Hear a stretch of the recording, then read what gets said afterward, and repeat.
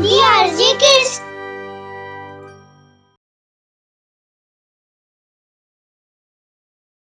चमत्कारी बैल। मदनपुर गांव में सुभाष नाम का एक किसान रहता था। उसके परिवार में उसकी पत्नी सरला और 2 बेटियां, कुमकुम जो कि 12 साल की थी और पूजा जो कि 7 साल की थी। खेती से उसका अच्छा खासा गुजारा हो जाता था। पूरा परिवार खेती में हाथ बटाता था। सुभाष के पास 2 जुड़वा बैल थे, एक शंकर और दूसरा शंभू। दोनों बैल बहुत ही सुंदर, चालाक और समझदार थे। सुभाष अपने बैलों से बहुत प्यार करता था और हमेशा उन्हें सजा कर रखता था। आसपास के सभी गांव में इन दोनों बैलों की बहुत चर्चा थी। पड़ोस के गांव वालों ने ज्यादा कीमत लगाकर दोनों बैलों को कई बार खरीदना चाहा, लेकिन सुभाष उन दोनों को अपने से अलग नहीं करता। नहीं भाई, मैं अपने बैलों को नहीं बेचूंगा। उन दोनों में मेरे परिवार की जान बसती है। ठीक है भाई, कोई बात नहीं। दोनों बैलों की एक और खास बात थी कि दोनों नाचते बहुत अच्छे थे। गांव की हर शादी में दोनों नाचते। हाँ सुभाष भैया, आज मेरे बहन की शादी है, आप सबको आना है। हाँ, हम लोग जरूर आएंगे भाई। और हाँ, अपने शंकर और शंभू को जरूर लाना। उन दोनों के लिए स्पेशल न्योता दे रहा हूँ। शादी में जब तक वो दोनों नहीं नाचेंगे मजा नहीं आएगा। हाँ हाँ जरूर। रात में शादी का जश्न चल रहा है। शंकर शंभू अपने नृत्य से सभी का मन मोह रहे हैं। वाह, दोनों को किसी की नजर न लगे। वहीं सुभाष का एक पड़ोसी जगतराम भी होता है। वो सुभाष और उसके दोनों बैलों से बहुत जलता था। जगतराम हमेशा इसी ताक में रहता है कि वो सुभाष को नुकसान कैसे पहुंचाए। बड़े आए नाचने वाले, इनको तो मैं ऐसा नचाऊंगा कि एक दिन इन्हें इनकी नानी याद आ जाएगी। एक रात गांव में बहुत तूफानी बारिश हो रही थी। पूरा गांव अपने अपने घरों में सो रहा था, लेकिन जगतराम और उसका बेटा वीरेंद्र जाग रहे थे। उनके दिमाग में कोई योजना चल रही थी। बेटा, आज अच्छा मौका है सुभाष से बदला लेने का। आज शंकर और शंभू को मजा चखाएंगे। हाँ बाबूजी, बहुत उछल उछल कर नाचते हैं, लेकिन करना क्या होगा? बारिश भी तेज है। बेटा, बारिश का ही तो फायदा उठाना है।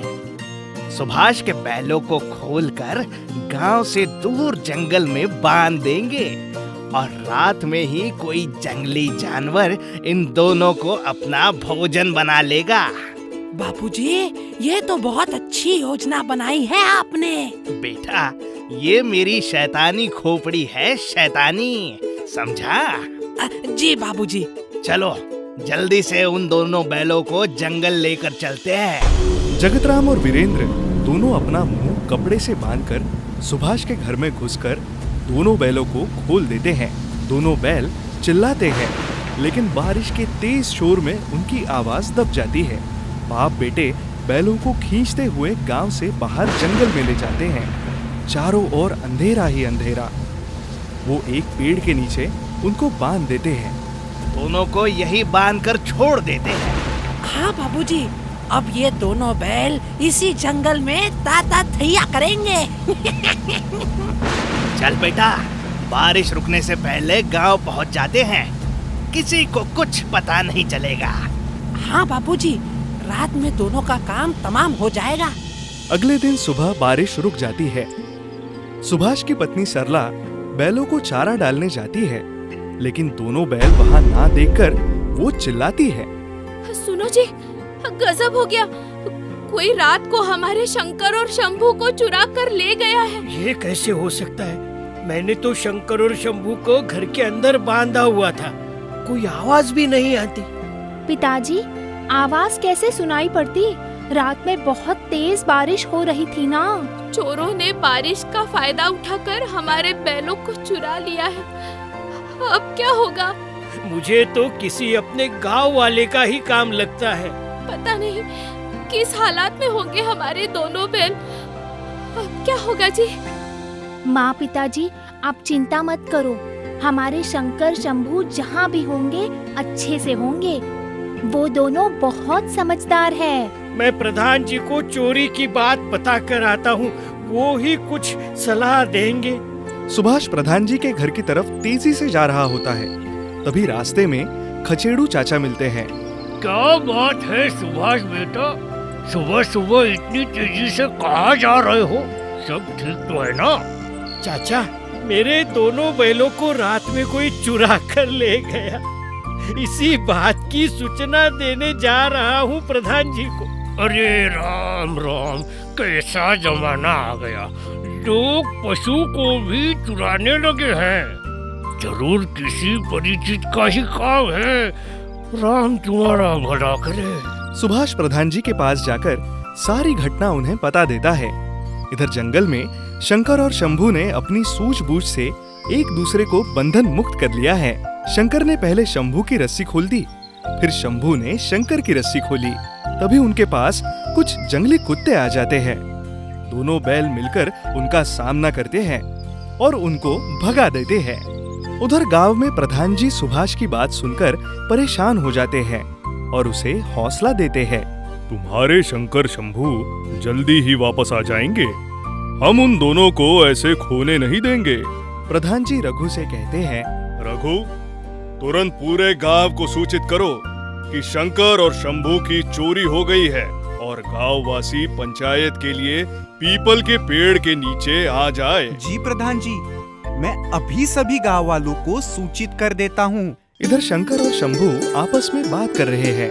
शंभू, हमें जल्दी ही घर वापस जाना चाहिए। मालिक, बच्चे और गांव वाले हमारी चिंता में परेशान होंगे। हाँ भाई, जल्दी गांव की ओर चलते हैं। शंकर और शंभू दोनों जल्दी से गांव की ओर भागते हैं। इधर गांव में पीपल के पेड़ के नीचे पूरा गांव इकट्ठा है। शंकर और शंभू के जाने का दुख सबको है। वहाँ जगतराम और उसका बेटा वीरेंद्र भी है। दोनों बहुत खुश हैं और आपस में बात कर रहे हैं। बेटा, अब तक तो उन दोनों का बैंड बज चुका होगा। हाँ बाबूजी, ना रहेगा बांस और ना बजेगी बांसुरी। हमारे खिलाफ कोई सबूत नहीं है, हमारा कोई कुछ नहीं बिगाड़ सकता। तभी प्रधान जी गांव वालों से कहते हैं, बहुत ही अफसोस की बात है कि कल रात सुभाष के बैलों की जोड़ी शंकर और शंभू को कोई चुरा कर ले गया। मेरी आप सभी से हाथ जोड़कर विनती है कि आप में से किसी ने भी ये गलती की है तो कृपया निसंकोच सामने आए। हम उसके गलती को क्षमा कर देंगे। जगतराम और वीरेंद्र प्रधान जी की बात सुनकर हंसते हैं। मैं ये वादा करता हूँ कि उसको किसी भी तरह का नुकसान नहीं पहुँचाया जाएगा। और अगर हमने खुद उस चोर को पकड़ा तो उसे कड़ी से कड़ी सजा मिलेगी। मैं 3 तक गिनूंगा। इधर शंकर और शंभू तेजी से दौड़ते हुए आते हैं। उनके गले में बंधी घंटी बज रही है। उधर पंचायत में जगतराम और उसका बेटा हंस रहे हैं। प्रधान जी गिनती गिनते हैं। 1, 2 और ये 3। तभी वहाँ शंकर और शंभू सरला, कुमकुम और पूजा के पास आकर रुक जाते हैं। जगतराम और वीरेंद्र ये देखकर घबरा जाते हैं। सभी गांव वाले बोलते हैं, शंकर शंभू आ गए, ये तो कमाल हो गया। सब शांत हो जाइए। शंकर शंभू आ गए हैं। अब चोर भी जल्दी पकड़ा जाएगा। यदि वो इस समय पंचायत में बैठा है तो भगवान भी उसे नहीं बचा सकते।